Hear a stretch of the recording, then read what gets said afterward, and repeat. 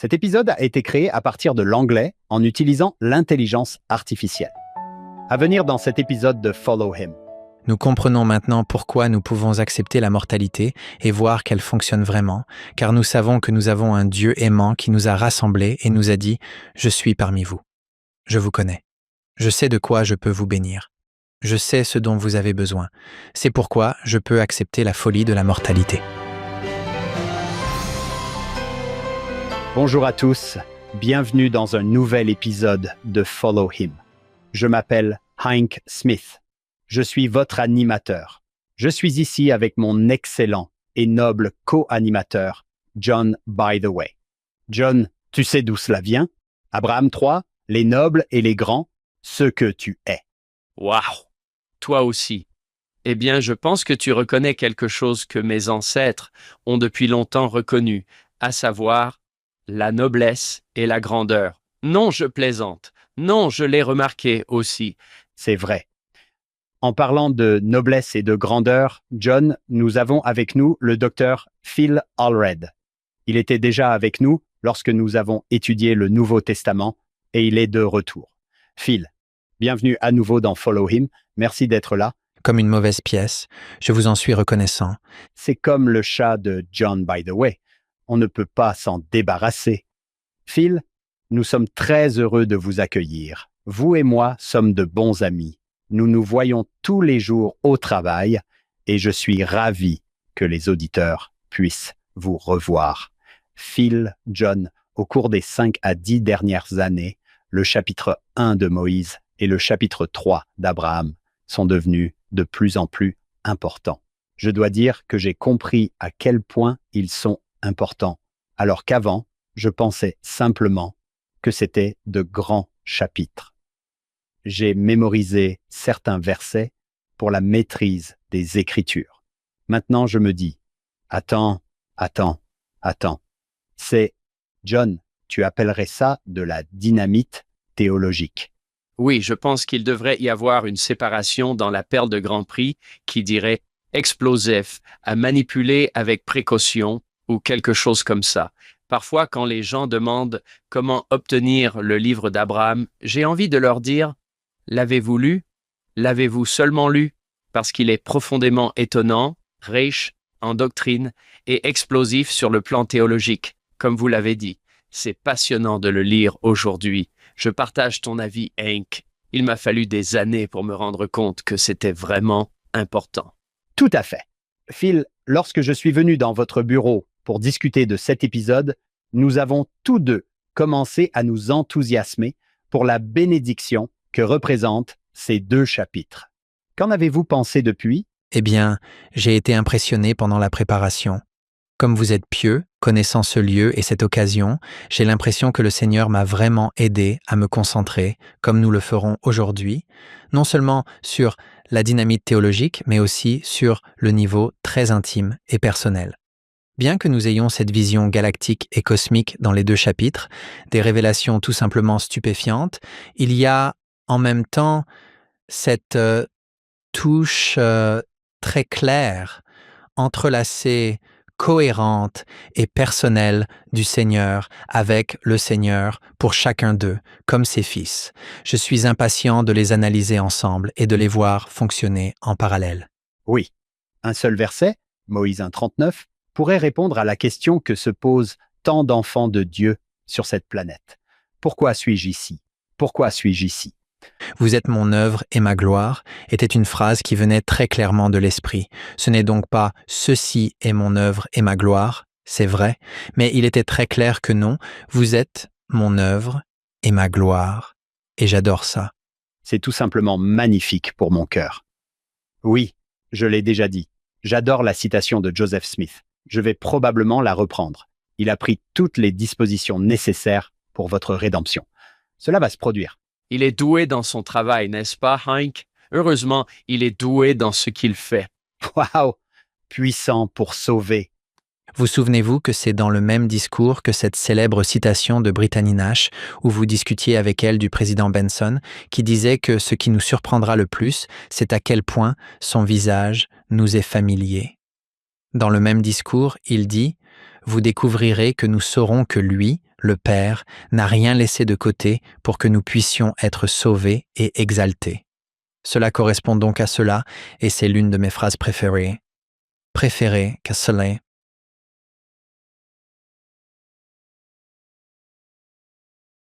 Il n'a rien laissé de côté.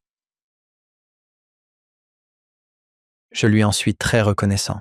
Oui, John, comme je l'ai dit, Phil était avec nous il y a un an et demi, lorsque nous avons parlé du livre des Hébreux, qui est peut-être le livre le plus difficile à comprendre du Nouveau Testament. Il nous a guidés à travers la seconde moitié de ce livre de manière magnifique. Il y a peut-être de nouveaux auditeurs, des personnes qui ne connaissent pas Phil.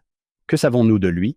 Avez-vous découvert quelque chose lors de votre enquête privée? Frère Philip Allred est professeur d'histoire et de doctrine de l'Église à l'université Brigham Young de Provo.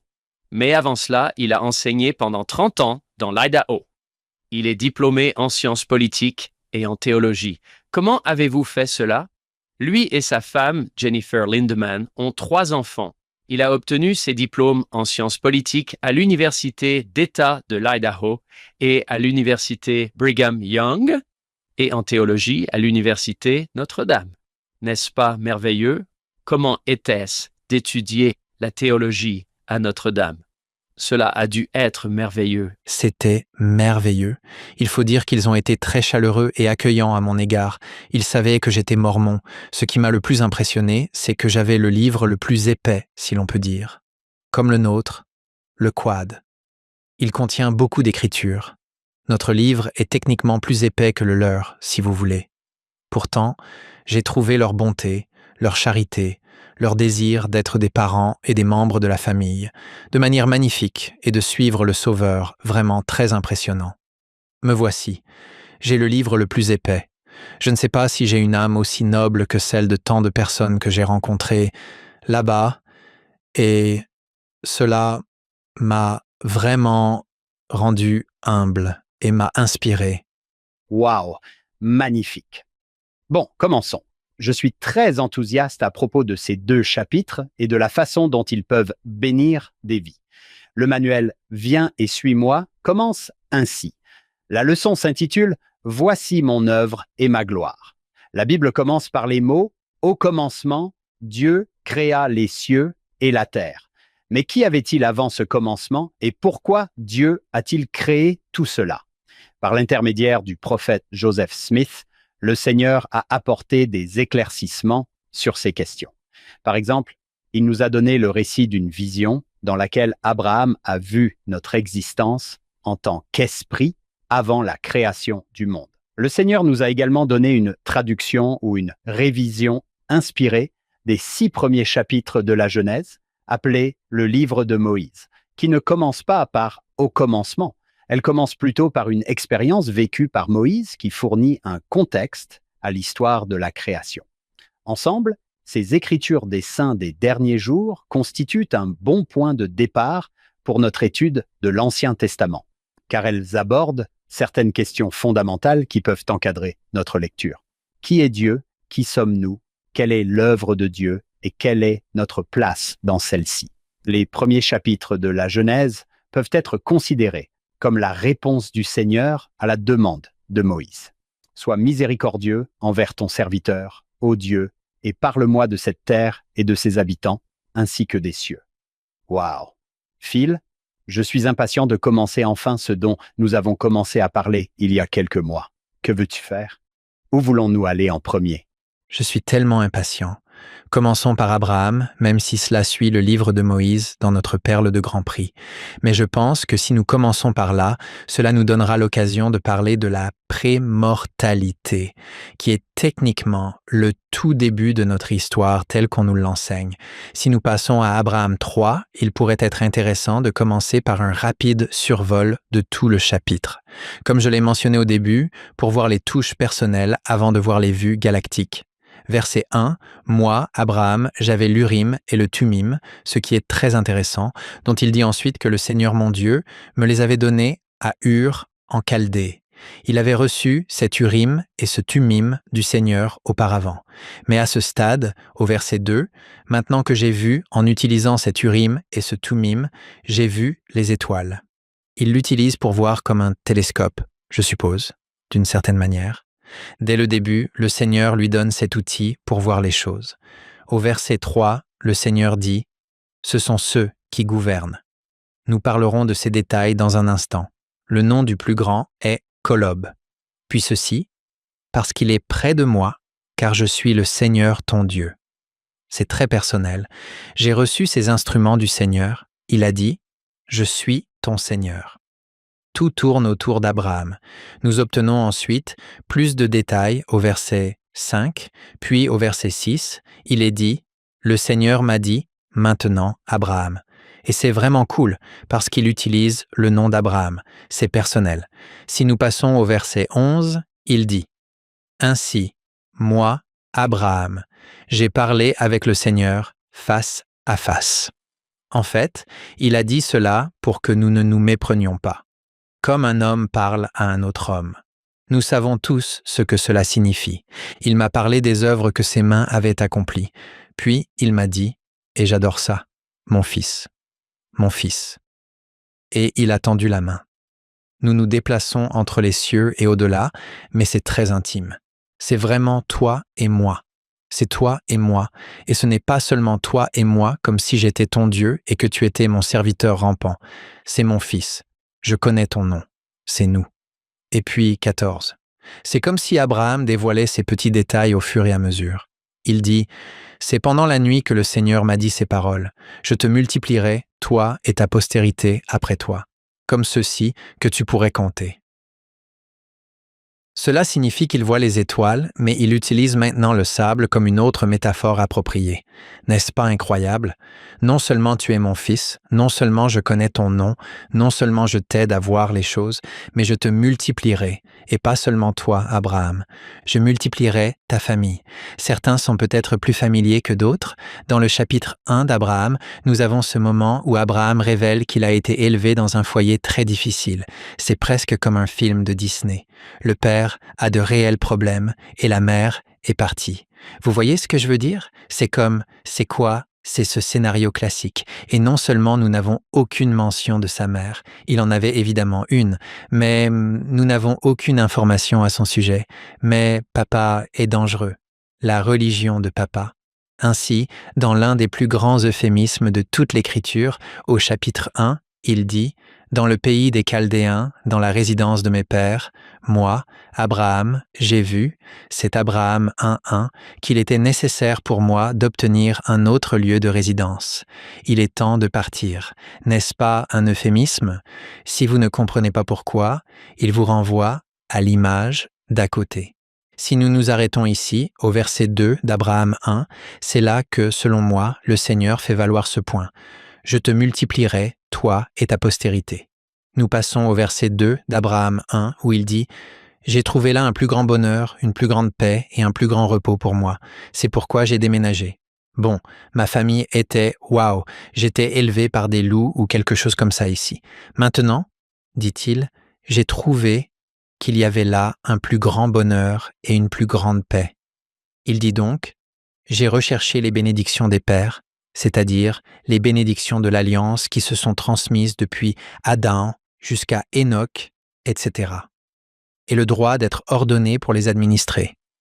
Puis il dit « Ayant moi-même été un adepte de la justice, mais ensuite, désirant être quelqu'un qui possède une grande connaissance et être un plus grand adepte de la justice, et posséder une plus grande connaissance, et cette clé pour être un père, oui, de nombreuses nations, un prince de paix, je voulais des instructions. Je voulais respecter les commandements. C'est ainsi que je suis devenu un héritier légitime, grand prêtre détenant ce droit appartenant au Père. » Revenons maintenant à Abraham 3.14. Le Seigneur lui montre ses incroyables vues cosmiques, mais il dit « Cette chose que tu désires, Abraham, je te connais. Je sais qui tu es. Je sais ce que tu désirais. Je sais ce qui t'a manqué quand tu étais enfant. Je sais ce que tu veux offrir et que tu n'as pas eu. Je sais que mon esprit est sur toi, en quelque sorte, et que tu comprends. Je te promets que je te multiplierai, toi et ta postérité, après toi. N'est-ce pas stupéfiant? Oui, c'est ce que nous avons dans le chapitre 1. C'est ce que j'espérais. Alors je me suis lancé et le Seigneur m'a dit, je peux le faire. Je peux le faire, je peux exaucer ton souhait. N'est-ce pas merveilleux? Puis, au verset 20, il lui rappelle, « Le Seigneur ton Dieu a envoyé son ange pour te délivrer des mains du prêtre d'Elkéna. » C'est un rappel qu'il a déjà été délivré par le Seigneur auparavant, et que d'une certaine manière, au verset 15, « Je vais te montrer ces choses avant que tu n'entres en Égypte. » Il est en train d'être délivré. Il lui rappelle, « Je t'ai délivré. Le Seigneur t'a déjà délivré. » Tu t'en souviens, tu ne peux pas oublier ce moment sur le lit de lion, mais il dit « Je te multiplierai, toi et ta descendance. » Tu vas entrer en Égypte, ce qui va être une situation dangereuse, et nous en apprendrons davantage sur Sarah et son épreuve là-bas. Voici un homme qui a été délivré. Il a une histoire de salut. D'un côté, il est post-délivrance, mais il est aussi en plein milieu de la délivrance actuellement. Et le Seigneur lui promet et lui dit « Hé, ce n'est pas encore fini. L'expérience de la salle de sport continue, où tout est rempli d'instruments de torture et où nous sommes toujours en plein processus, mais il lui rappelle que nous avons déjà réussi cela auparavant. Je sais qui tu es. Je sais ce que tu veux et je vais t'aider à l'obtenir. » Si nous allons un peu plus loin et passons au verset 22, où Abraham voit ses intelligences, et au verset 23, où on lui parle de ces nobles et grands personnages, dont Jean était notre membre émérite, nous voyons qu'il m'a dit, au verset 23, il m'a dit, « Abraham, tu es l'un d'entre eux, tu as été choisi avant ta naissance, je te connais. » Nous nous connaissions. C'est comme cette déclaration du président Benson. Nous connaissons son visage. Il lui dit ici, même si le voile est toujours en place, il dit « Oh, nous avons une relation. Je te connais. » Toutes ces étoiles, toutes ces orbites, si vous voulez, elles sont toutes centrées sur vous et moi pour vous donner ce que vous voulez vraiment et vous aider à traverser toutes les différentes choses pour lesquelles vous avez besoin d'aide. Vous savez, Bob Millet, Robert Millet, un merveilleux érudit saint des derniers jours depuis des années et qui continue de l'être pour nous, mais dans l'une de ses publications, il a mentionné que dans son analyse du livre de la Genèse, il était assez frappant que dans les 11 premiers chapitres, on couvre des choses aussi incroyables que la création et la chute. 2500 ans d'histoire se déroulent dans les 11 premiers chapitres. Si l'on se réfère à nos écritures papier, cela représente environ 16 pages du livre de la Genèse. Il a dit que c'était comme si Moïse essayait de se dépêcher d'arriver à Abraham. Nous passons toutes ces choses pour arriver à Abraham, et ensuite, que se passe-t-il? La Genèse ralentit considérablement.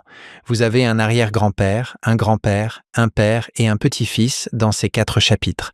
Cela ne représente donc que 22% de la Genèse. Ce sont les 2500 premières années et ces événements majeurs, mais ils nous amènent directement à ces personnages. C'est le sujet de l'histoire. Quand on pense à la Genèse, on pense à Adam et Ève. En réalité, non, c'est Abraham, Isaac et Jacob. Il s'agit davantage d'Abraham, vraiment, et pas seulement d'Abraham, ce qui est intéressant, et c'est là que je pense que Néphi fait un excellent travail dans un Néphi chapitre 4 lorsqu'il explique ce qu'il fait. Chapitres 4 et 6 en particulier, il dit « Mon intention est de vous amener au Dieu d'Abraham, d'Isaac et de Jacob. Et ce n'est pas seulement le Dieu d'Abraham, c'est le Dieu d'un grand-père, d'un père et d'un fils. C'est le Dieu d'une génération familiale qui est vraiment importante à prendre en considération dans le verset 14 d'Abraham 3, « Je multiplierai ta postérité. » Regardez-nous. Qui sommes-nous? Nous sommes assis ici à enregistrer ce podcast. Nous sommes tous des descendants et liés, soit par adoption, soit par le sang, à Abraham. Nous sommes l'accomplissement même dont nous parlons en ce moment. Nous faisons partie de l'accomplissement extraordinaire de cette bénédiction que Dieu a donnée à Abraham, et il a dit « Je ferai cela ». Mais il ne l'avait pas encore fait pour Abraham. Frère Bednar a dit « Nous avons été préordonnés dans la vie prémortelle et sommes nés dans la mortalité pour accomplir l'alliance et la promesse que Dieu a faite à Abraham. C'est ce que nous sommes. C'est pourquoi nous sommes ici. Il a également dit, et j'adore cela, que l'une des raisons pour lesquelles ils veulent que les missionnaires reçoivent d'abord leur bénédiction patriarcale est pour voir cela et le lire. Je paraphrase, partir en mission n'est pas tant quelque chose que vous faites, mais plutôt quelque chose que vous êtes, car vous êtes la postérité d'Abraham. Phil et John, je suis intéressé de savoir comment vous avez tous deux perçu cela. Phil, vous avez parlé de veiller à l'aspect personnel, mais le contexte du chapitre est très cosmique, n'est-ce pas? Il est question d'étoiles, de planètes et de galaxies. C'est impressionnant. Comment avez-vous vu cela se manifester dans les Écritures et dans votre propre vie? Le fait que nous avons un Sauveur incroyable qui peut à la fois dire « Regardez, voici qui je suis ». Et c'est grand, c'est très, très grand. Et en même temps, je peux être personnel avec vous.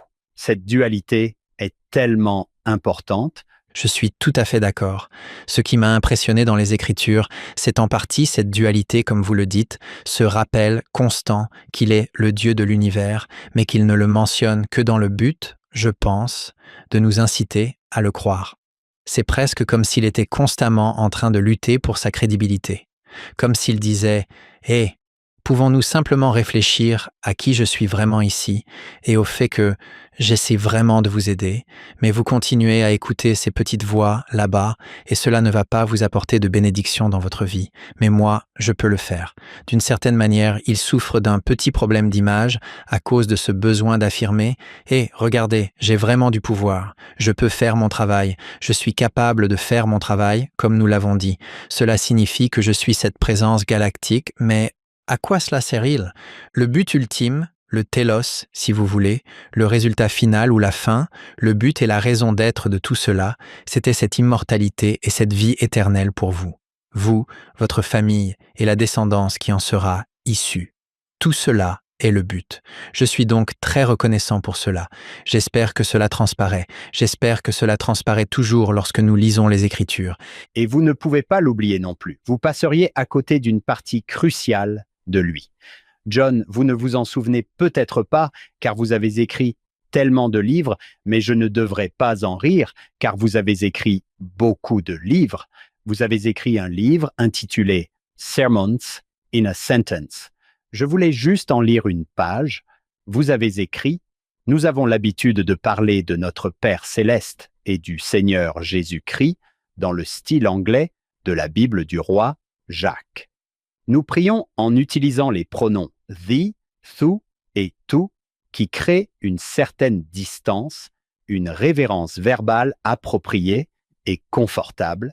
C'est peut-être pour cela que la phrase intime de Néphi, « Mon Jésus », ressort. Néphi a perdu son père et était détesté par son frère. Donc pour lui, le Sauveur était à la fois infini, comme l'univers, et intime, comme un ami.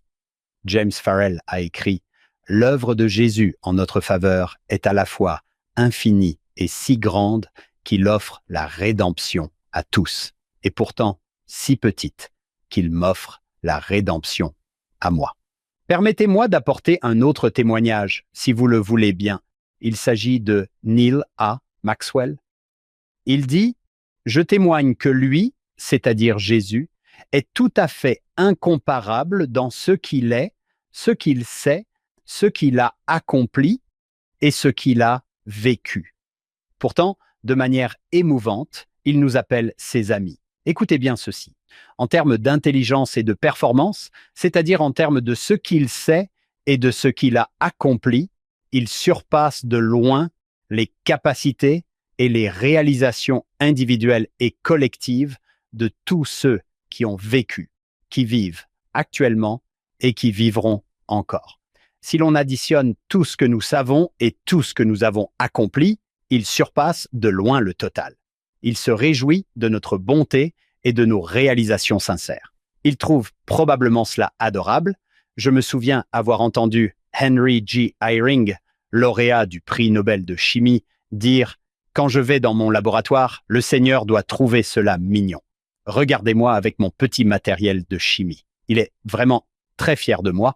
Puis, frère Maxwell poursuit en disant, mais toute évaluation de notre position par rapport à lui nous montre que nous ne sommes pas debout. Nous sommes à genoux. Nous allons le voir à nouveau dans Moïse 1, cette confiance que nous pouvons avoir en lui en raison de son pouvoir ultime, mais aussi le réconfort qui accompagne cette confiance, le réconfort de savoir qu'il se soucie de nous, le réconfort de savoir que nous comptons pour lui, le réconfort de savoir que, d'une certaine manière, mon humble personne vaut tout ce qu'il a fait et fera encore pour nous. À cette fin, revenons au verset 12 d'Abraham 3. Encore une fois, je passe délibérément sous silence tous les aspects cosmiques. Ce n'est pas que cela n'ait pas d'importance, mais lorsque vous avez reçu Carey Mullerstein il y a 4 ans, et je recommande vivement à nos auditeurs d'écouter cet épisode, c'était vraiment fantastique de la part d'un égyptologue, n'est-ce pas? Carey et moi sommes de bons amis et avons passé 1 an ensemble en Israël à enseigner au centre de Jérusalem. C'était remarquable. Il fait vraiment un excellent travail en parlant de cosmologie, etc. Je m'en remets à bien des égards à cette discussion. Ce n'est pas que nous n'en parlerons pas, mais vous disposez de ces merveilleuses ressources que Follow Him a fourni il y a 4 ans avec Carey. Mais si nous regardons le verset 12, il, le Seigneur, m'a dit, mon fils, et il a tendu la main. Remarquez ensuite ceci, je te montrerai tout cela. Puis je me suis arrêté avant la ligne suivante. Il a posé sa main sur mes yeux, il m'a physiquement touché, moi et mes yeux, et j'ai alors pu voir que ma vision était multipliée.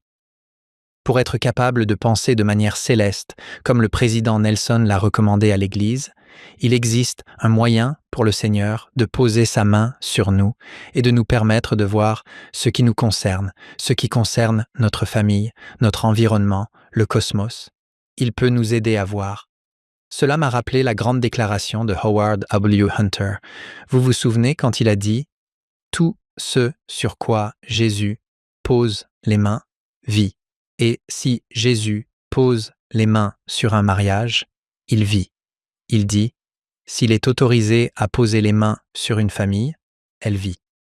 J'ajouterai à cela que la vie est un processus. Parfois, nous regardons ce qui se passe actuellement et nous pensons que c'est la fin du jeu. Nous pensons que le temps est écoulé, que nous comptons les points aujourd'hui et que c'est fini. Cela n'a pas fonctionné. Au lieu de dire « non, non, non », comme il le dit dans le verset 15 à Abraham ou dans le verset 14, « Je te multiplierai, je le multiplierai ». C'est une chose future, ta postérité après toi. Tu vas aller en Égypte au verset 15. Tu as une vie, tu es toujours en vie. Ces promesses vont encore s'accomplir. Nous avons parlé ensemble du chapitre 11 de l'Épître aux Hébreux la dernière fois que j'ai eu le privilège d'être avec vous. L'un des grands passages d'Hébreux 11 est celui où Abraham et Sarah, qui n'ont qu'un seul enfant, disent qu'ils se considéraient comme des étrangers et des pèlerins sur la terre. Ils reconnaissaient que cette terre, qu'ils voient maintenant dans le contexte cosmique de tout, de Kolob, et vous savez que cette terre n'est pas le lieu de l'accomplissement. Cette terre est le lieu où les promesses sont faites, mais où elles sont vues de loin. Je cite le verset 13 d'Hébreux 11 qui dit qu'ils les voyaient de loin et qu'ils en étaient persuadés. Et puis, cette phrase étonnante, ils les ont embrassés, ce qui, pour moi, suggère certains aspects probablement rituels lorsque ces promesses nous sont faites.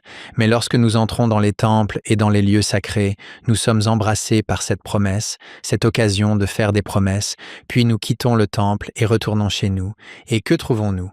Eh bien, nous trouvons l'incomplétude, nous trouvons des difficultés, nous trouvons des choses déchirantes, nous trouvons des joies, oui, mais au milieu de tout cela, nous trouvons des opportunités si nous ne prenons pas le risque de douter du Seigneur, de son pouvoir et de sa promesse.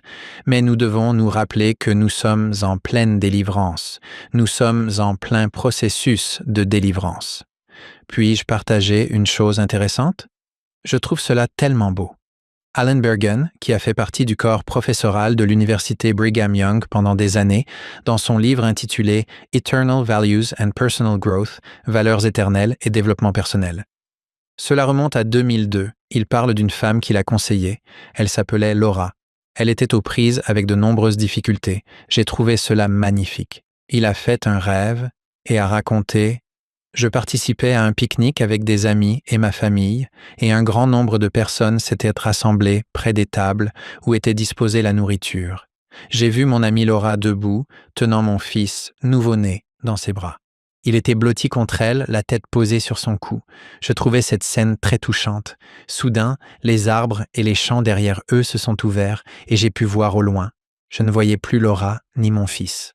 J'ai plutôt vu une Laura différente dans un décor céleste. Elle se tenait dans une position quelque peu surélevée et en dessous d'elle se trouvaient d'innombrables personnes, presque à perte de vue. J'ai perçu à travers l'esprit qu'il s'agissait de ses enfants, sa descendance éternelle. La plupart d'entre eux semblaient être des adultes, et ils la vénéraient. C'était un spectacle incroyablement exquis.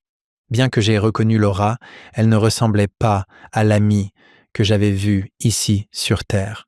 Elle avait l'air majestueuse, mais pas au sens terrestre du terme. Son apparence, sa stature, son maintien et l'expression de son visage dégageaient un raffinement, une dignité et une puissance que je n'avais jamais connues auparavant. Elle était parfaitement sereine. Elle était absolument radieuse. Il y avait une paix infinie dans son visage et dans ses manières. Sa joie profonde dans cette situation était totale. Il y avait un sentiment de sécurité absolue et d'épanouissement complet. C'est incroyable, n'est-ce pas? Les dernières choses qu'il a dites, je pense que vous êtes si belle. Comme Laura m'avait précédemment confié de nombreux sentiments forts d'insuffisance et d'anxiété, j'ai trouvé le contraste frappant. C'était comme si je voyais son identité éternelle, libérée de ses défauts mortels. Puis il a conclu en disant « Cette expérience a eu un impact énorme sur moi et sur ma perception des êtres humains. J'ai été particulièrement touché par l'incroyable incohérence entre la personnalité éternelle brillante que j'avais perçue et cette personne mortelle en proie à des conflits et à la détresse que j'avais connue et conseillée. C'est le Dieu qui œuvre avec chacun de nous, qui a le pouvoir de sauver et de promettre, mais qui s'efforce de nous réconforter entre-temps au milieu de la délivrance. Toutes les promesses antérieures sont en train de s'accomplir. J'aime ce Dieu. Je lui suis tellement reconnaissant, ainsi qu'à l'espoir que j'ai en lui pour ma famille, et à mes espoirs et mes rêves au milieu de cette mortalité parsemée des instruments de torture indispensables, que sont les appareils de musculation. Les instruments de torture indispensables. Je pense encore à ce verset sur lequel vous avez insisté, le verset 14, et je pense que c'est ce que vous venez de faire. Je te multiplierai.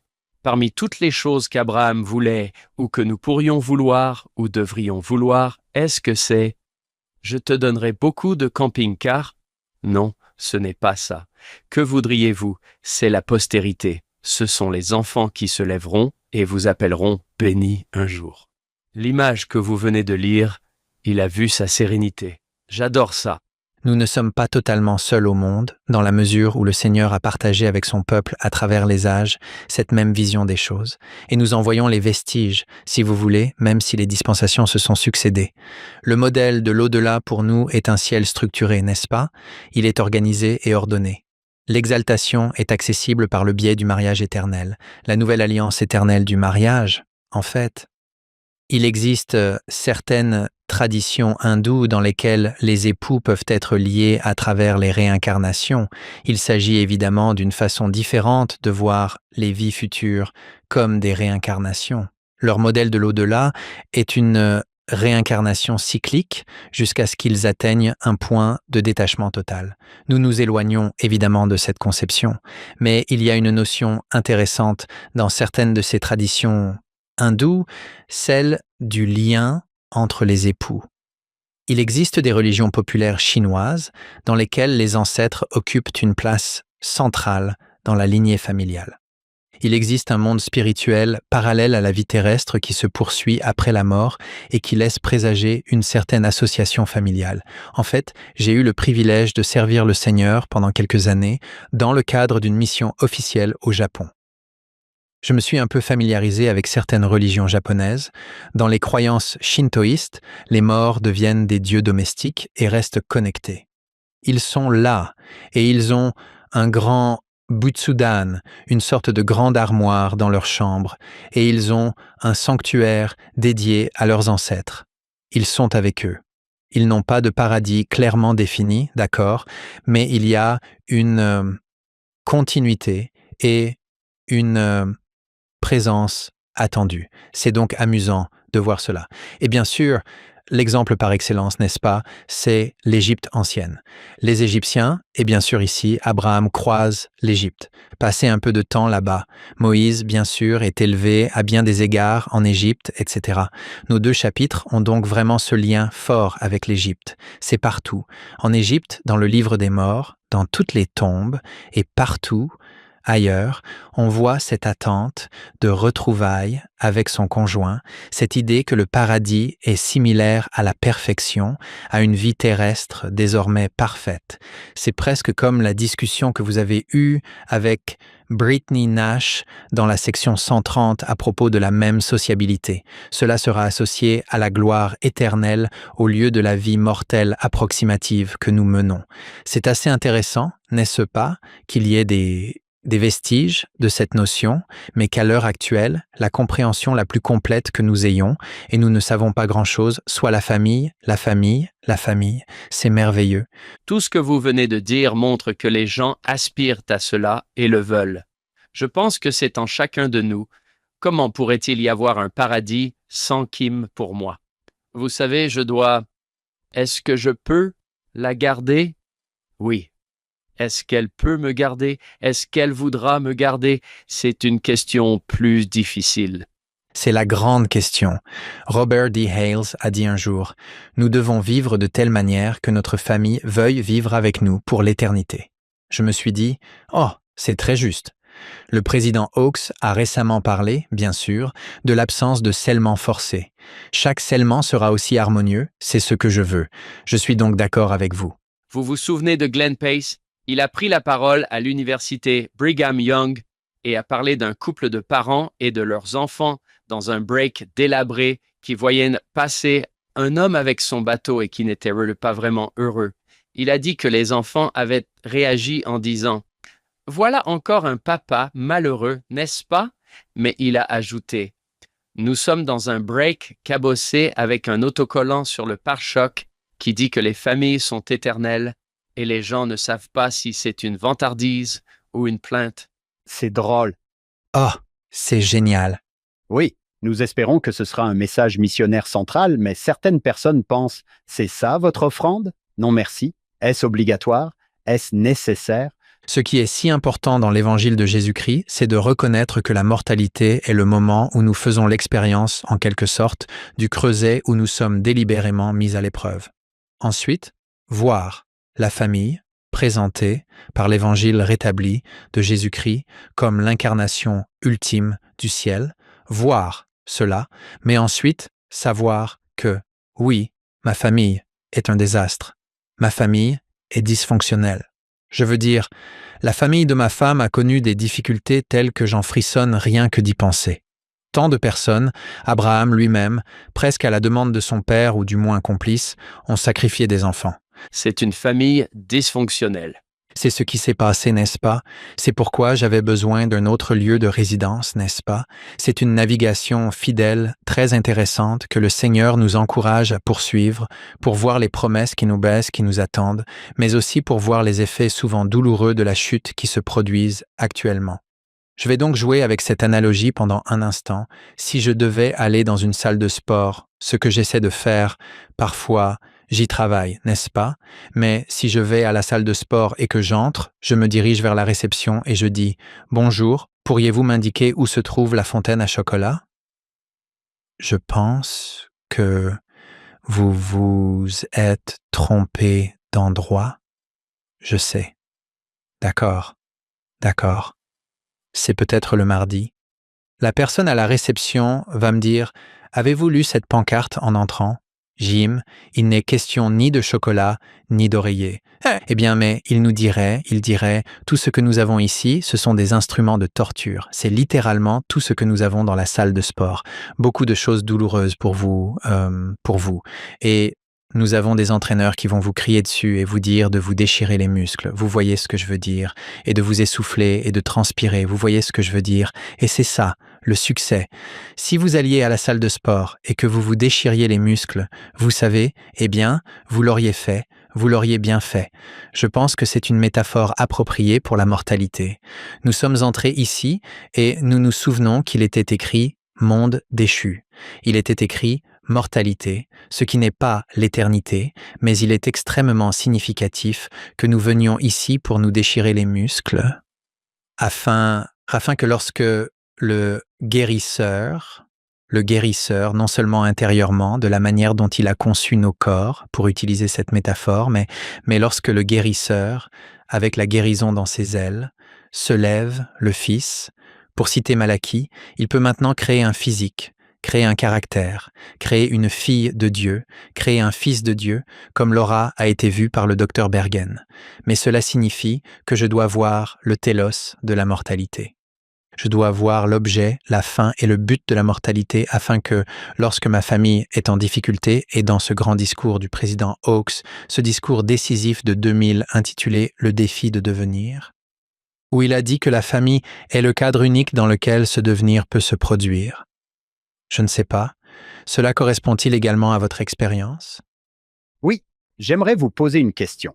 Vous enseignez à l'université Brigham Young, vous donnez un cours fondamental, un cours obligatoire intitulé « La famille éternelle ». Comment cela s'est-il passé ces dernières années avec les jeunes adultes qui ont suivi ce cours? Ils sont nés après la proclamation sur la famille. En fait, longtemps après pour beaucoup d'entre eux, 10 ans après la proclamation. Oui. Il a été très intéressant d'observer leur réaction au fil du temps, car nous sommes tous de la même génération, si l'on peut dire.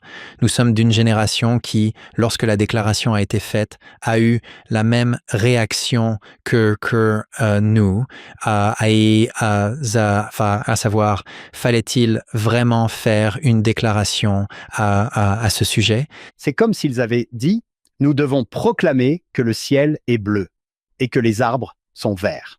D'accord. C'était assez fou, n'est-ce pas?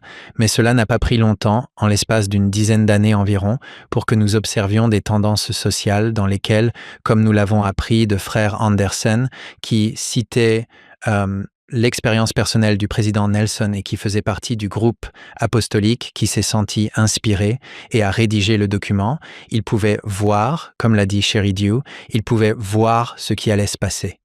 En fait, le président Nelson est cité par frère Anderson comme ayant dit « Nous pouvions voir tout cela arriver, nous pouvions tout voir venir ». Donc, pour répondre à votre question, j'ai observé parce que j'ai eu le privilège d'enseigner ce cours pendant près de 2 décennies maintenant, sous sa forme prééternelle à l'université BYU Idaho et sous sa forme actuelle adoptée par l'éducation de l'Église dans le monde entier. Mais j'ai observé les étudiants dans le zeitgeist culturel dans lequel ils évoluent. Je les ai vus devenir nerveux, comme s'ils se demandaient « Attendez, qu'est-ce que vous dites? Parce que c'est tellement différent de tout ce que j'entends d'habitude. » Pour revenir en arrière et voir, oui, nous avons vu cela, entendu cela, et j'ai observé des personnes que je connais, peut-être des frères et sœurs, des tantes, des oncles ou autres, poursuivre cela, et je constate une résurgence de « Oh, oui ». Nous avons vu la loi de la moisson se réaliser et nous avons vu les philosophies des hommes se réaliser dans la vie des gens. Je vois de plus en plus d'étudiants qui disent « Oh, donnez-moi la doctrine pure ». Cela me rappelle le président Gordon B. Hinckley. Était-ce dans 60 minutes? Pourquoi l'Église réussit-elle? Eh bien, nous servons d'ancrage dans un monde où les valeurs changent. N'a-t-il pas dit quelque chose comme ça? Oui, c'est génial. Certains d'entre nous recherchent « Donnez-moi une vérité absolue ». Pouvez-vous me donner un point d'ancrage auquel je puisse m'accrocher? Et c'est peut-être ce que fait la proclamation. Oui, je pense que c'est le cas. Les réactions des étudiants m'ont réconforté. C'est une bataille. C'est peut-être le moment idéal pour parler de quelque chose qui me semble important à propos d'Abraham et de Moïse. à savoir ce qu'ils ont vécu, n'est-ce pas? Nous lisons les Écritures et je sais que nous avons tous envie de dire « Oh, j'aurais aimé pouvoir faire ça. J'aurais aimé vivre ça. J'aurais aimé être à leur place. Je veux qu'il pose ses mains sur moi et que je puisse voir. Je veux qu'il me dise que je me multiplierai et je veux qu'il envoie un ange pour me sortir du canapé du lion. » Il ne faut pas réfléchir longtemps pour se rendre compte que nous avons en fait nos propres histoires de salut. Il y a ces moments-là. N'oubliez pas que si nous sommes sages, nous prenons note, nous consignons les moments où le salut est venu. Maintenant, un point secondaire qui me semble important, c'est que, alors que je réfléchissais à ce moment, j'ai eu l'impression que le Seigneur m'avait inspiré cette façon de voir les choses. Je travaille avec ces étudiants, comme nous le faisons tous, et je les encourage à croire que toutes ces informations peuvent être vérifiées de manière indépendante. Je peux les lire. Il y a un livre ici, mais souvenez-vous que Joseph Smith a averti « Vous devez vous tourner vers Dieu et acquérir votre propre connaissance. Vous ne pouvez pas l'obtenir dans les livres. » Les livres sont un catalyseur, si l'on peut dire. Je lis ici l'histoire d'Abraham et nous allons bientôt lire celle de Moïse, mais c'est leur histoire, c'est leur histoire. Ce n'est pas la mienne. Le Seigneur souhaite vraiment que nous nous connections individuellement avec lui et pas seulement par procuration. Il est trop facile de lire par procuration, que ce soit nos parents, les Écritures ou autres, et de se dire « Bon, d'accord, je suppose que je dois juste croire ça ». Au lieu de dire non, l'invitation devrait susciter la curiosité. Ils ont vécu cela? Eh bien, que faudrait-il pour que je le vive aussi? Je veux savoir. Néphi écoute le rêve de son père et dit « Eh bien, je veux voir cela. Je veux savoir. » Il prie et son cœur s'adoucit.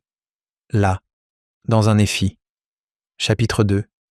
Bien avant qu'il n'ait ses grandes visions. Ce sont leurs expériences et nous pouvons apprendre des choses d'eux, mais elles devraient être des invitations à notre propre foi et à notre propre approche de l'étude, afin que je puisse vérifier par moi-même que ces choses sont vraies. Et je voudrais juste ajouter un bref témoignage. J'ai lu le livre de Mormon pour me préparer à partir en mission. Ce n'est qu'à partir d'Elaman environ, et j'hésite même à le partager, mais parfois, je veux dire, c'est mon témoignage. J'arrive à Elaman. Je ne me doute de rien parce que je viens de lire et de penser « D'accord, je devrais savoir ces choses ». J'arrive à Elaman 5 et voilà qu'arrive cette foule pour éliminer ces 2 missionnaires qui sont en prison. Toute cette scène m'a fait vivre une expérience extraordinaire. C'est mieux qu'une vision, mais j'ai le témoignage que c'était réel et que cela s'est passé d'une meilleure manière que si j'avais vu une vidéo YouTube du livre de Mormon, pas une reconstitution, mais la vidéo réelle. Il m'est arrivé quelque chose que je ne peux pas tout à fait décrire, et c'est la même chose qui vous est arrivé à vous et à tous ceux qui se sont soumis au processus d'étude et de foi, quelque chose qui n'est pas une histoire. Ce ne sont pas des personnages. Et je comprends, nous pouvons utiliser ce langage ici et là de manière aléatoire.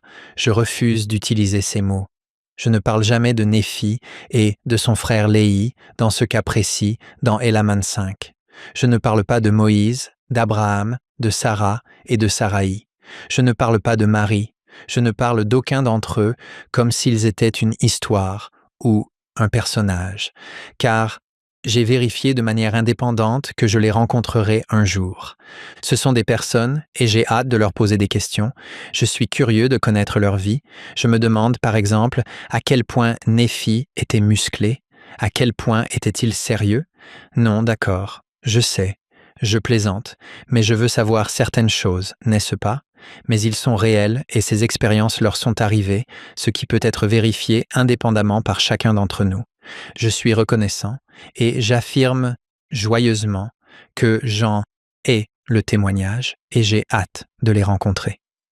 Phil, il y a 1 mois ou 2, alors que nous discutions de cette leçon, nous avons évoqué l'importance cruciale de notre doctrine de la vie pré-mortelle. Elle est en fait très unique et très importante, plus importante que je ne le pensais. Oui, exactement. En fait, nous avons mentionné que j'étais à l'Université de Notre-Dame pour suivre des études théologiques et je me souviens avoir posé une question à un rabbin. J'ai suivi un cours sur le judaïsme. Nous avions un rabbin qui était un merveilleux professeur et je me souviens qu'il nous demandait d'écrire une question avant le cours et de l'afficher au tableau, puis nous répondions à tour de rôle. J'ai écrit une question sur la préexistence. J'ai demandé « Quelle est la conception juive de la vie prémortelle ?» C'était vraiment intéressant parce que, bien sûr, c'est un terme ésotérique.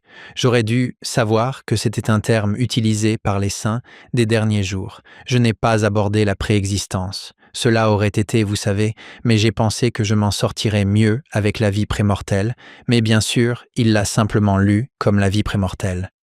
Eh bien, c'est la vie dans laquelle nous sommes actuellement, car nous ne sommes pas encore morts. Vous savez, c'est comme « Ah, super !»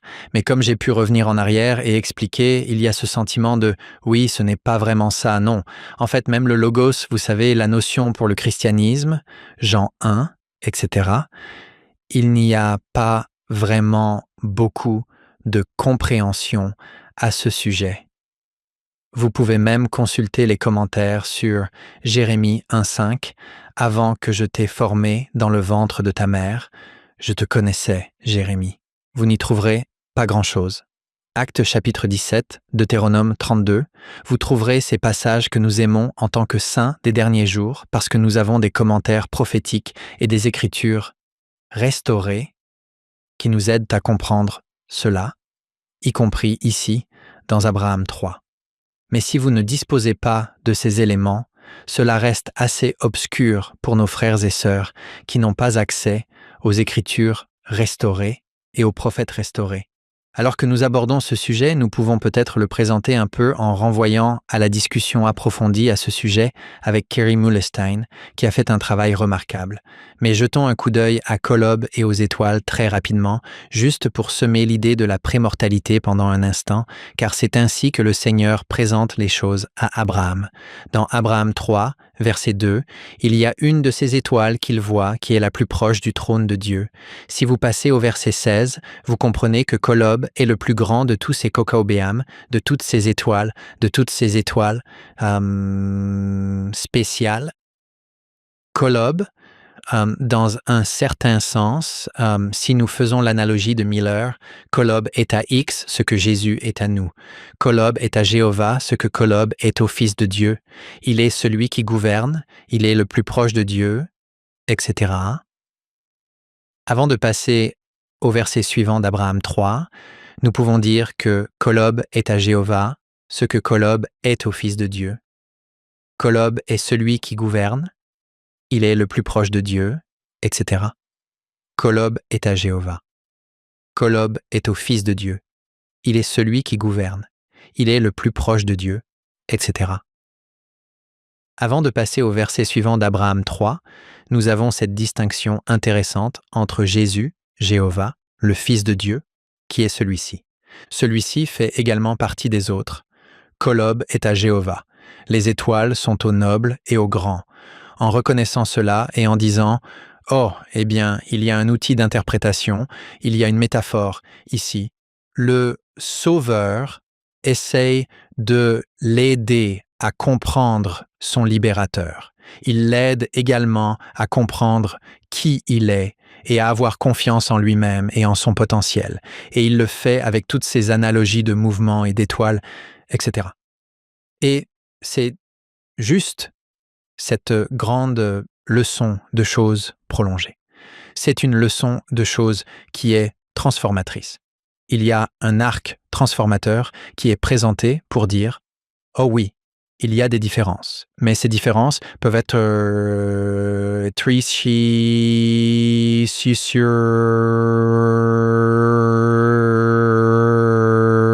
ces différences peuvent être transcendé. C'est une leçon de choses passionnantes qui dit « Oh, nous allons donc vous emmener là où vous étiez et à l'époque où vous étiez, et nous allons maintenant vous faire passer, si vous le souhaitez, par cette incroyable conversion transformatrice en Christ pour devenir l'un d'entre eux. Vous avez commencé avec des opportunités et certaines capacités pour cela, et nous allons maintenant mettre en place un plan grâce auquel tous ceux qui le souhaitent pourront passer par cet incroyable plan de salut, plan de bonheur, plan d'exaltation. » Si nous lisons le verset 22, « Moi, le Seigneur, maintenant le Seigneur m'avait montré, Abraham, les intelligences qui avaient été organisées avant que le monde fût. Et parmi toutes celles-ci, il y en avait beaucoup de nobles et de grandes. Il y a là un lien évident avec ce qu'il a vu cosmiquement comme leçon de choses. Puis Dieu vit, et là on passe de la vision qu'il donne à Abraham à Dieu, comme si au départ il décrivait ce qui était arrivé à Dieu. Dieu vit ses âmes. Ce n'est plus Abraham qui voit.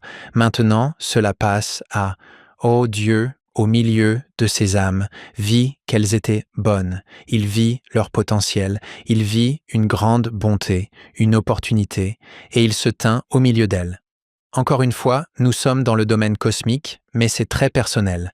Il se tient au milieu. Il ne se tient pas à l'écart. Pensez à la beauté de cela. Non, il est juste au milieu d'elles. Bon, les amis, il les prend presque dans ses bras et dit « Bon, très bien, nous y voilà, les amis, c'est parti, l'équipe. » Et c'est un moment vraiment amusant où il dit « Bon, j'ai des choses à vous faire faire. » Vous avez des choses à faire. Encore une fois, voici votre mission. Voici comment nous allons coordonner cela. Nous allons faire cela. Il dit à Abraham « N'est-ce pas magnifique ?» Il dit Abraham, comprends bien, tu es l'un d'entre eux. Tu étais là avec moi. Je faisais cela avec toi. C'est tellement beau. Puis, nous avons appris là, alors que nous avancions, je veux m'arrêter sur ce premier état.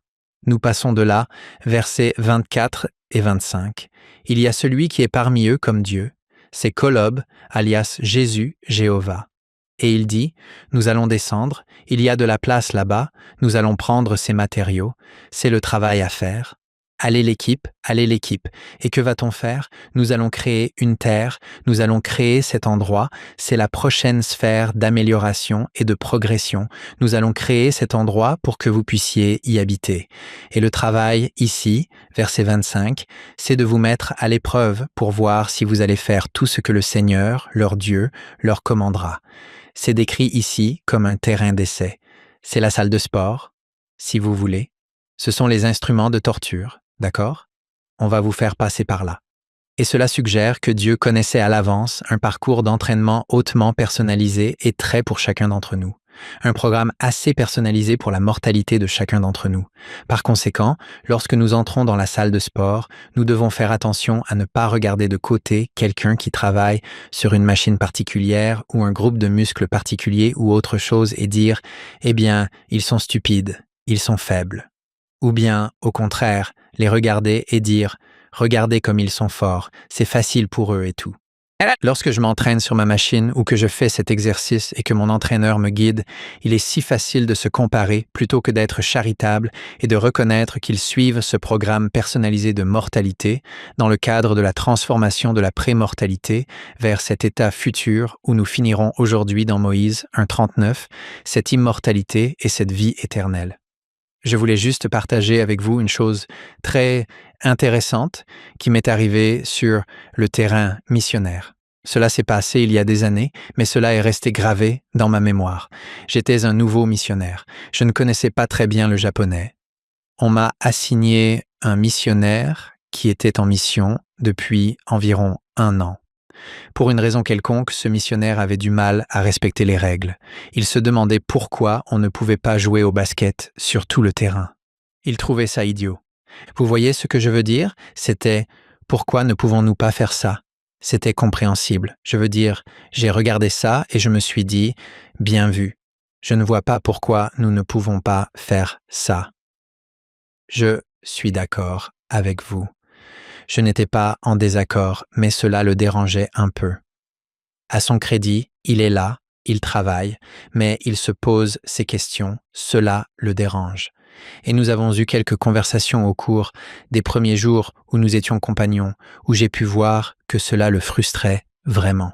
Je ne sais pas comment lui répondre et je n'ai pas les réponses, mais j'étais un peu plus à l'aise avec le fait de simplement respecter les règles pour une raison ou une autre. Si je me souviens bien, j'étais en train de faire la vaisselle. Nous avions un petit appartement de 2 étages où vivaient 4 anciens et je faisais la vaisselle ou quelque chose comme ça après le petit déjeuner et lui était dans une autre pièce en train d'étudier les Écritures et il m'a crié « Allred, viens ici !» Je me suis dit « Qu'est-ce qui se passe ?» Je suis donc allé le voir, il avait ouvert ses Écritures et il m'a dit « J'ai compris. » J'ai compris. Je lui ai répondu « D'accord. Qu'est-ce que tu as compris? De quoi parles-tu » Il m'a dit « Écoute, regarde ça. » Et il a lu le verset 25. Il m'a dit « Écoute, nous allons le prouver ici, qu'ils feront tout ce que Dieu leur demandera. » Et puis il a dit ça, je m'en souviens parce que c'était complètement fou. Il a dit « Allred, écoute, si pour être sauvé, Dieu disait que chaque jour à midi, tu devais te mettre sur la tête dans un coin et réciter les articles de foi à l'envers. Tu le ferais ?» Je suis assis là et je me dis « Quoi? Des acrobaties ?» Ce serait difficile. Il m'a dit « Sérieusement, si c'est ce que Dieu a dit, tu dois faire ça pour être sauvé, tu le ferais ?» Et j'ai répondu « Eh bien, oui. Je veux vraiment être sauvé, s'il vous plaît. Je le ferai. » Et il m'a dit, c'est pour ça. C'est pour ça qu'on ne peut pas jouer au basket sur tout le terrain. Et j'ai répondu, d'accord, je comprends où tu veux en venir. Et ça a marché. Et je vais vous dire, nous avons formé un excellent duo. Il s'est investi, il a travaillé dur, il a été très charitable envers moi. Nous avons vécu des expériences vraiment remarquables en trouvant et en enseignant aux gens, car il était du genre, d'accord, je suis partant. Quoi que Dieu demande, je comprends. Je vois ce que nous faisons ici. J'ai été très impressionné et j'ai apprécié son point de vue. Cela m'a béni. Je l'admire encore aujourd'hui pour ce qu'il a su voir. Il a lu les Écritures et a laissé l'Esprit l'instruire. Il se posait toutes ces questions. Et puis, lorsque l'Esprit lui a donné une réponse, il l'a suivie. Il l'a acceptée et l'a mise en pratique. Je suis très fier de lui et cela m'a béni. Il s'agit de Boyd K. Packer lorsqu'il a prononcé ce discours en 2008 devant les éducateurs religieux. Ce sont ses soirées avec les autorités générales. Il a dit ceci, « Ne laissez pas un élève, ou plutôt, ne laissez pas un ami, ne laissez pas un membre de votre famille quitter votre classe ou votre conversation sans savoir qu'il existe une existence prémortelle. S'il ne le sait pas, ou si elle ne le sait pas, comment peuvent-ils donner un sens à la mortalité? En fait, poursuit-il, la mortalité n'est tout simplement pas juste. Si vous regardez les choses de manière réaliste, je cite l'apôtre, la mortalité n'existe tout simplement pas si vous regardez les choses de manière réaliste. Certaines personnes sont nées avec des limitations physiques ou mentales. Il y a peu de chances de faire grand-chose. Comment cela peut-il être juste? Eh bien, dit l'apôtre, si vous considérez l'ensemble des choses, l'existence prémortelle, nous avons vécu éternellement. Il n'y a jamais eu de commencement. La vie terrestre est l'un des chapitres du livre de la vie que nous écrivons et vivons. L'existence post-mortelle se poursuit éternellement. Elle ne finira jamais.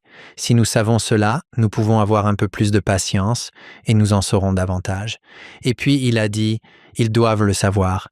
J'adore le verset 25. Je pense que c'est l'un des versets les plus clairs de tous. Je les mettrai à l'épreuve pour voir s'ils feront tout. Le libre arbitre est implicite ici. Quelle est la célèbre histoire de Hugh B. Brown?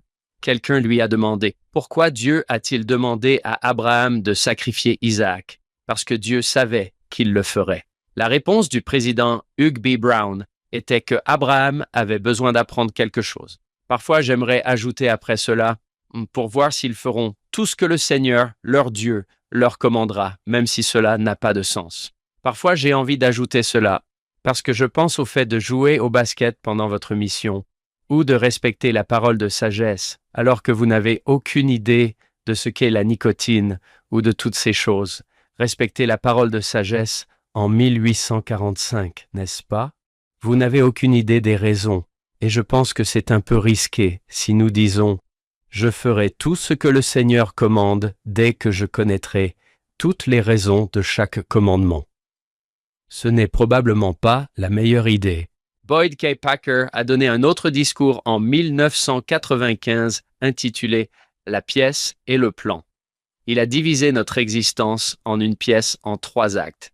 Il a dit « Acte 1, l'existence prémortelle, vous étiez brillant à cet endroit, mais le rideau est tombé, vous ne vous souvenez de rien. » Puis il a dit « L'acte 2 est caractérisé par 4 mots commençant par la lettre T, test, épreuve, tentation et même tragédie. » Il a ensuite ajouté « Nulle part dans le 2e acte n'apparaît la phrase « Ils vécurent heureux ». Celle-ci est réservée au 3e acte. Il a ensuite déclaré « Ne supposez pas que Dieu provoque ce qu'il permet pour ses propres desseins. Attendez, ralentissez et réfléchissez à cela. C'est peut-être pour cela que Maxwell a qualifié l'existence prémortelle de merveilleux flot de lumière. Vous pouvez le voir d'une hauteur de 30 000 pieds et prendre du recul pour considérer le 2e acte comme temporaire, et vous voyez le monde spirituel post-mortel, les royaumes de gloire, et tout à coup, il est beaucoup plus facile d'accepter les épreuves, les tentations et les tragédies, et nous le disons si facilement. Ayez une perspective éternelle. Oui, enlevez cela et tout change. J'adore. Merci. John, j'aime ce que vous venez de dire. Cela vient tout droit du manuel « Viens et suis-moi ». Nous savons très peu de choses sur notre vie prémortelle, mais une grande partie de ce que nous savons provient d'Abraham 3. Il est dit « Pourquoi ces vérités sont-elles précieuses pour vous? Quelle différence font-elles dans votre vie? Elles sont importantes pour une seule raison. » Je pense que Frère Packer a dit la même chose, à savoir que cette vie est très difficile. Une chose que je dois souvent me rappeler, ainsi qu'aux autres, c'est que nous avons choisi cette vie. Elle ne nous a pas été imposée. Nous avons eu le choix, et je suis sûr que c'était un choix éclairé. Phil a mentionné le verset de Jérémie où tous les fils de Dieu ont poussé des cris de joie. Et je me souviens que Frère Maxwell a dit quelque chose comme « Maintenant que nous sommes ici, nous nous demandons pourquoi il criait ainsi. » Attendez, c'est beaucoup plus difficile que je ne le pensais. Oui, c'est comme... En entendant cela, je pense à cette vision personnalisée. C'est comme s'il se tenait parmi nous lorsque nous sommes arrivés en 23. Si vous voyez l'équipe ou les bras autour, d'accord, nous nous regroupons, voici ce que nous allons faire. Dans cette approche planifiée à l'avance, il y a un grand réconfort dans la vie prémortelle, car même si nous avons le voile, qui, je pense, a encore un rôle important à jouer dans un jugement miséricordieux, un jour, ce qui m'intrigue, cette idée a été enseignée par les prophètes. Le président Nelson, dans son discours intitulé « Stand as Millennials », se lever en tant que milléniaux, a dit qu'un véritable millénial est quelqu'un qui a enseigné et qui a reçu l'enseignement de l'évangile de Jésus-Christ dans la vie prémortelle et qui a fait des alliances avec notre Père céleste concernant des choses courageuses, même des choses moralement courageuses, qu'il ou elle ferait pendant son séjour sur Terre. Il a ensuite fait une promesse. Comme vous le savez, le président Nelson est si doué pour faire ses promesses que lorsque vous commencez à entrevoir la façon dont votre Père céleste vous voit et ce qu'il attend de vous, votre vie ne sera plus jamais la même. Lorsque nous examinons les sources d'où proviennent ces informations, les bénédictions patriarcales sont étonnantes car elles ne disent peut-être rien de spécifique sur la prémortalité, ou peut-être que si, mais lorsque nous les lisons, nous avons un aperçu de ce qui est possible, que Dieu offre ses promesses qui sont encore à venir, à mi-chemin de la délivrance, ce qui est tout à fait normal, mais qui seront un jour accomplies dans leur intégralité. En fait, le président Lorenzo Snow a dit que si nous n'avions pas conservé ce qu'on appelle notre premier état, et ce langage se trouve ici au verset 26, Abraham 3. Il dit donc que ceux qui conservent, après cette épreuve dont nous avons parlé au verset 25, ceux qui conservent leur premier état au verset 26 recevront davantage. Encore une fois, il y a cette courbe de transformation. Oui, vous êtes bien inférieur, infiniment plus petit que le Seigneur ou les autres, et certainement que le Père. D'accord, très bien, mais vous pouvez être comblé.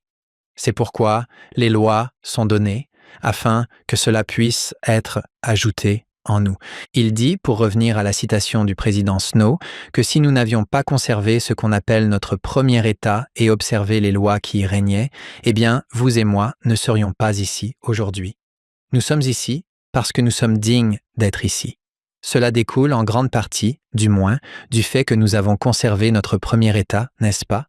Et c'est tellement réconfortant, n'est-ce pas? C'est comme si, apparemment, j'avais bien fait les choses une fois. Peut-être que j'ai du mal en ce moment avec les lois de Dieu, mais apparemment, j'ai tout réussi dans la prémortalité. J'ai réussi.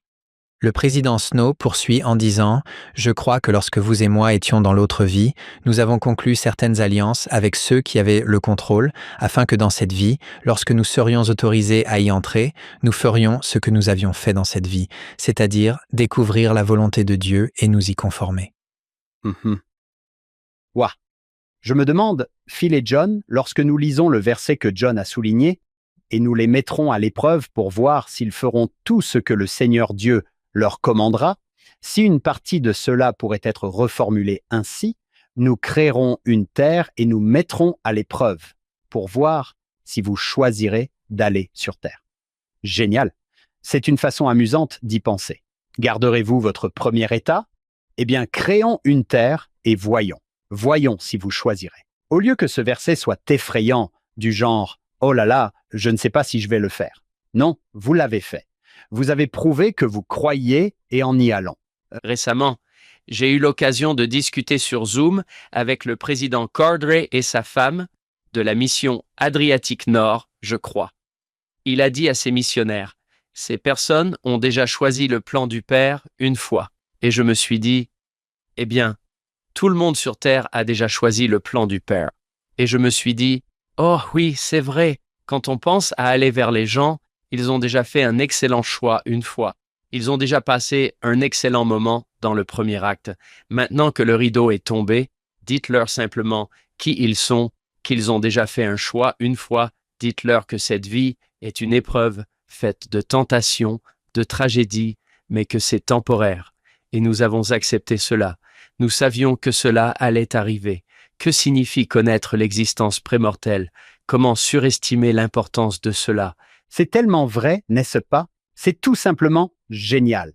Si vous croyez que vous avez été créé à votre naissance, que vous n'existiez pas avant cela, que vous êtes venu dans une vie qui est, pensez à l'Inde dans les années 500, pleine de souffrances, et une vie courte et beaucoup de souffrances, et vous pourriez penser, que cela n'avait aucun sens. Oui, c'était quoi ça? Tu es là et tu dis, oh waouh, peut-être que quelqu'un est en train de dire que Dieu t'aime. Je comprends pourquoi quelqu'un dirait « Je ne crois pas en Dieu ». Oui. Ou pourquoi quelqu'un dirait « La vie est dure, puis on meurt, et c'est tout ». Et « Oh, enlève tes œillères et regarde la situation dans son ensemble. C'est le flot de lumière. » Nous ne voyons pas le rôle transformateur que jouent les épreuves. Si, d'une manière ou d'une autre, nous avons adhéré à l'idée que nous ne sommes pas venus dans une salle de sport et que c'est en fait censé être le paradis, ce n'est pas le terrain d'entraînement pour le paradis. Si nous percevons cela de manière erronée et si nous évaluons mal cette expérience, alors c'est exactement la carte que l'adversaire joue sans cesse lorsque des inégalités, des injustices, des douleurs et des souffrances, la calvitie, je pourrais ajouter, se produisent. Je vois que vous deux n'avez pas eu à subir cette indignité dans votre mortalité. Salut, tu as bonne mine. Il y a quelques têtes parfaites dans le monde. Dieu a donné des cheveux aux autres. Oh, c'est bien. C'est une bonne chose, mais cela fait vraiment le jeu de l'adversaire que de mal percevoir ce qu'est réellement la mortalité. Je le vois tout le temps.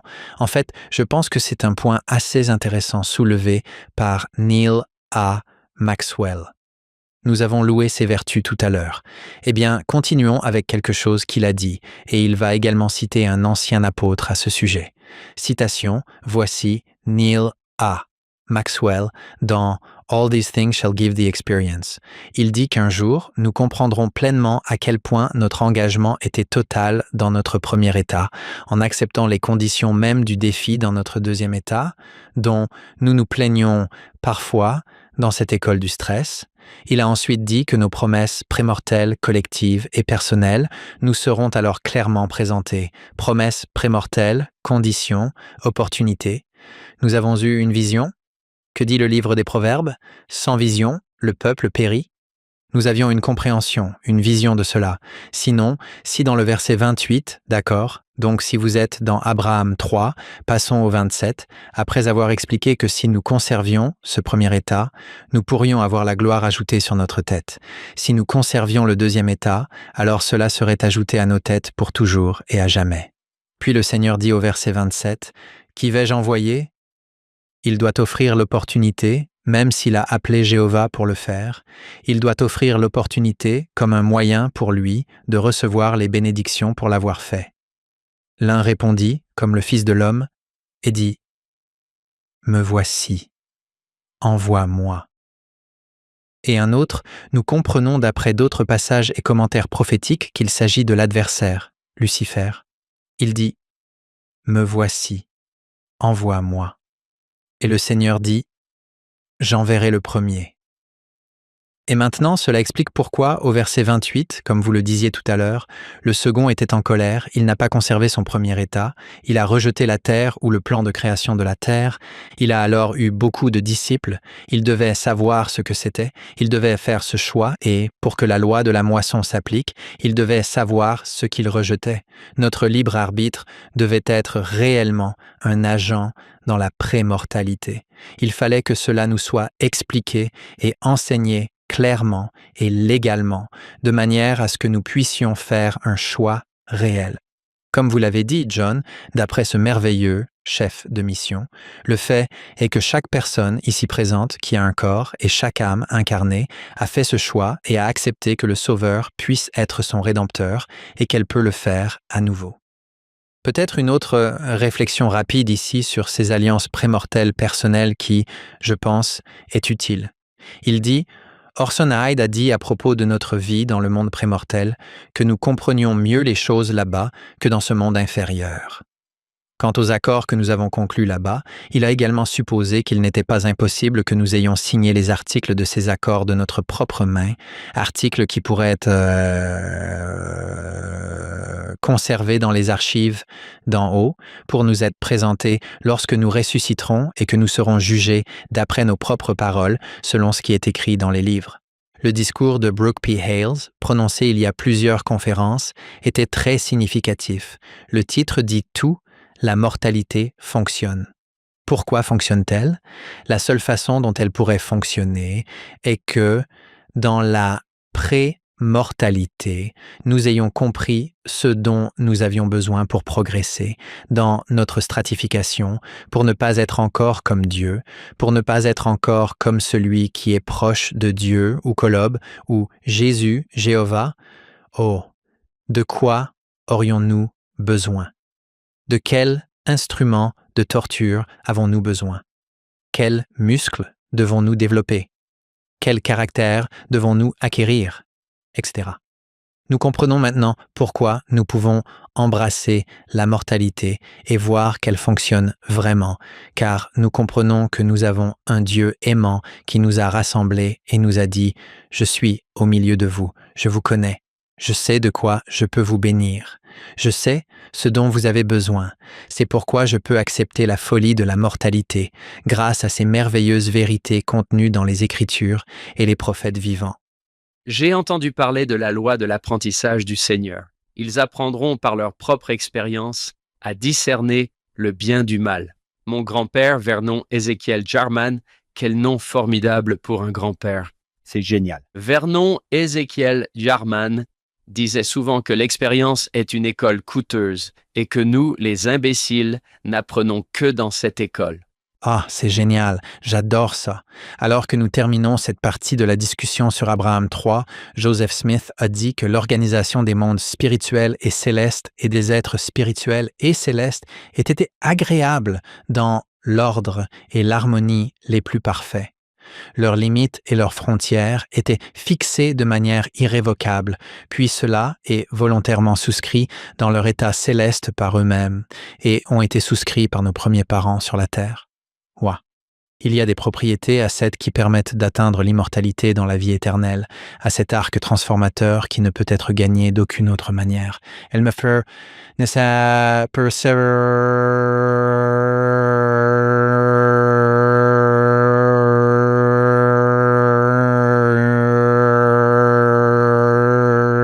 d'aucune autre manière. Nous y adhérons et nos premiers parents, Adam et Ève, y ont adhéré et ont mis en route cette mortalité. John, nous en parlons beaucoup. Nous le savons et nous avons entendu des auditeurs qui souffrent vraiment. Ils souffrent de la perte d'un fils ou d'une fille, du décès d'un être cher, de l'éloignement des personnes qu'ils aiment. Il est impossible d'énumérer toutes les façons dont nous traversons la douleur. Oui, Phil, je pense que ce que tu nous as appris ici, c'est que la souffrance que je traverse a un grand sens. Ce n'est pas seulement souffrir pour souffrir, cela a un sens. Dieu est présent dans cette souffrance et un jour, nous en verrons le sens. Pour l'instant, nous endurons, nous obéissons. J'ai beaucoup aimé cette petite définition du mot « prouver » dans le verset 25. Je ne fais pas beaucoup de pâtisserie. J'aimerais pouvoir, mais comme dirait John, écouter avec vos oreilles spirituelles. Prouver la pâte en pâtisserie, ce n'est pas voir si elle est vraie ou si elle va nous convenir, c'est une définition différente. Je viens de lire sur un site web consacré à la pâtisserie. Que voulons-nous dire exactement lorsque nous faisons lever le pain? C'est l'étape finale, cruciale du processus. C'est la dernière levée, pendant laquelle le pain prend forme, explique-t-on ici. La levée prend du temps, mais c'est une étape que vous ne pouvez pas sauter pour que la pâte mûrisse. Vous ne pouvez pas précipiter la levée de la pâte. Un bon pain dépend de ce temps de levée pour avoir une texture et une croûte excellentes. N'oubliez pas, une bonne pâte fait un bon pain. C'est aussi simple que cela. Si vous écoutez avec vos oreilles spirituelles, le Seigneur dit « Oui, je ne teste pas cette pâte. Je la laisse lever. Je laisse cette pâte lever. Je lui donne le temps nécessaire pour mûrir et passer par le processus qu'elle doit suivre pour devenir du pain. » John, avez-vous entendu avec vos oreilles spirituelles? Vous me dites toujours de faire cela. Oui. Oh, j'aime ça. J'aime dire aux adolescents, si vous avez des expériences superficielles, si vous avez été invité à tous les bals, si vous n'avez jamais été rejeté, si vous avez gagné tous les concours ou réussi tous les tests, si vous avez des expériences superficielles les unes après les autres, vous risquez de finir par être superficiel. Mais si vous avez des expériences Choquant. ces épreuves qui vous testent, ces expériences difficiles que vous devez traverser, qui vous permettent de prouver votre valeur, vous permettent de mûrir. Vous pouvez devenir l'ami de quelqu'un à qui vous pouvez vous confier et dire « Je suis passé par là ». Le Seigneur vous utilisera pour aider d'autres personnes qui ne vivent pas d'expériences superficielles. Parfois, je pense qu'il le fait exprès. Il nous place à côté de quelqu'un qui a vraiment traversé quelque chose de difficile juste au moment où nous en avons besoin. C'est une autre façon, je suppose, de prouver notre « et ». Quelle est la blague du papa? Je voulais être boulanger, mais je n'arrivais pas à faire lever la pâte, ou quelque chose comme ça. Je savais que tu aurais quelque chose à me dire là-dessus, et je voulais vous faire part d'une autre idée de frère Maxwell. Il a été avec nous aujourd'hui. Il a enseigné qu'à un certain moment, pour certaines personnes, à un certain moment de leur vie, il ne s'agit plus pour Dieu de douter du résultat de cette épreuve. Il a dit que Dieu vous prépare déjà pour des missions futures dans la vie à venir. Voici la citation. Les devoirs futurs qui seront confiés à certains d'entre nous dans les mondes à venir exigeront de nous un sentiment d'estime méritée ainsi que la preuve de notre compétence. Ainsi, les épreuves qui nous sont données ici ne le sont pas parce que Dieu doute du résultat, mais parce que nous avons besoin de progresser afin de pouvoir servir avec une efficacité totale dans l'éternité à venir. Apprenez par l'expérience. Très bien. Vous avez franchi la première étape. Il vous prépare maintenant à vos appels après cette vie. C'est ça, la conversion. Nous sommes littéralement convertis et transformés. Je ne peux m'empêcher de conclure par cette déclaration de Sir Hales au sujet de cette femme qui a eu une vie si difficile et dont le fils est au temple et reçoit ce genre de message. Sa citation est tellement cool. Je veux que vous sachiez que la vie mortelle fonctionne. Je veux que vous sachiez que je comprends maintenant pourquoi tout ce qui m'est arrivé dans la vie s'est produit et que tout va bien. Nous sommes en octobre 2024. Tout va bien. Nous avons ce Dieu qui nous connaît, qui se tient parmi nous, qui a préparé tout ce dont nous avons besoin, tout comme il a œuvré avec Abraham, comme il en parlera avec Moïse. Il œuvre avec chacun de nous selon un programme très personnalisé pour notre devenir et notre conversion.